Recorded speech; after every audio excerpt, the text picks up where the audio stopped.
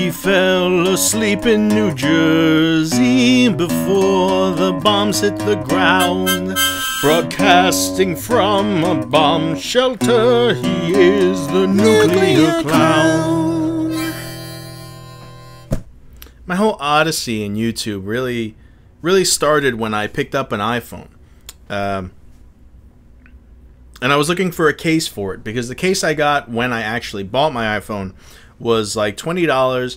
It was a very thin, very crappy silicone little thing that stretched around the iPhone and barely protected it, and came with no screen protectors whatsoever. So I went online and I was watching reviews and just looking for a good case, and I stumbled upon a bunch on YouTube, and I found some really good stuff, and it kind of got me thinking, hey, maybe I could do this. Maybe someday I could give a review to help somebody out there who was like me and wanted to find out something, and before I went and bought it, and was looking for some good reviews. And my cat wants to eat this, and he can't. So anyway, I found a really good review on what seemed like a really cool case. So I went to the site and I picked it up, and I still use it to this day. And it's the Switch Easy Colors is what it's called. They have like a bunch of designer lines of iPhone cases, and if you go to switcheasy.com, you can pick it up. It's a very form-fitting case. It comes with 3 screen protectors, and I'll tell you now, 3 screen protectors for your iPhone, anybody will know.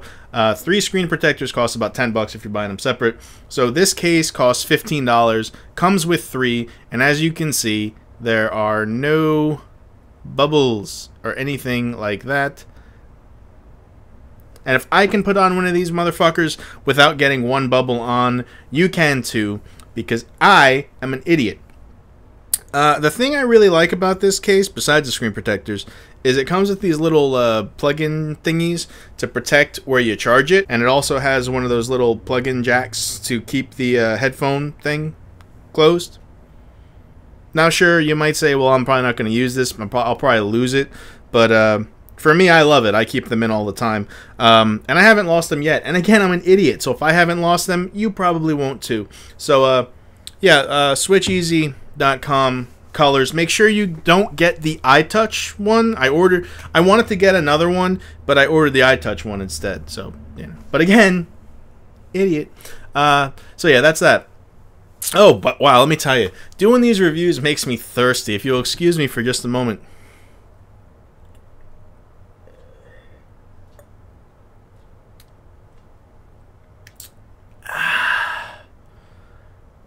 Oh, this is one of the official Nuclear Clown coffee mugs that they have for sale in my store on printfection.com. Go to printfection.com/nuclearclown and see all my good merchandise. But what I really want to talk about Printfection is I did a review on their site, and one of the colored shirt I got with the clown and the gas mask, I didn't really like how it came out.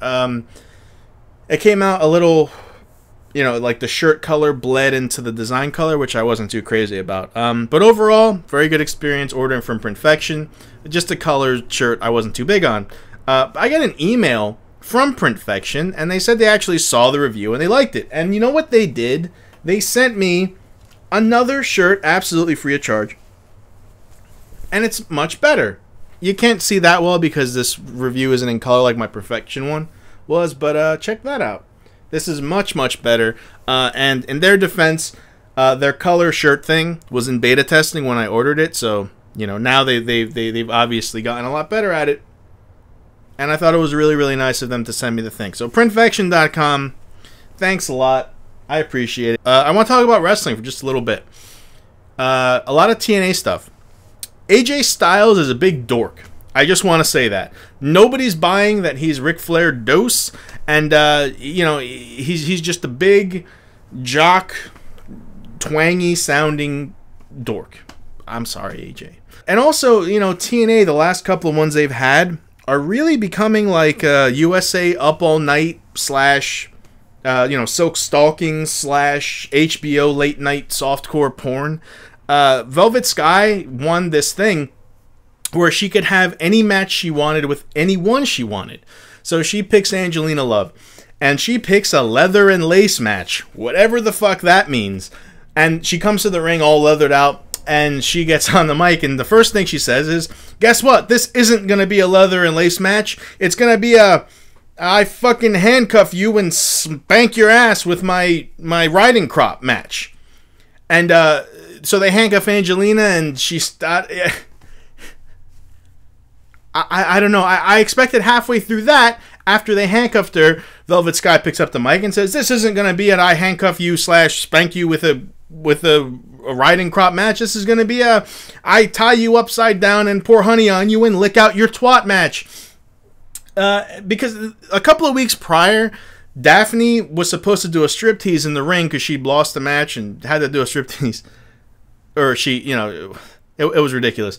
And she's like, well, I'm not going to do that. And she goes to walk away. And the announcer, Jeremy Borash, I swear, I'm not making this up, grabs her by the arm and says, Daphne, you will go in the ring and do a striptease, or TNA management has told me you will be fired. This is broadcast on live TV.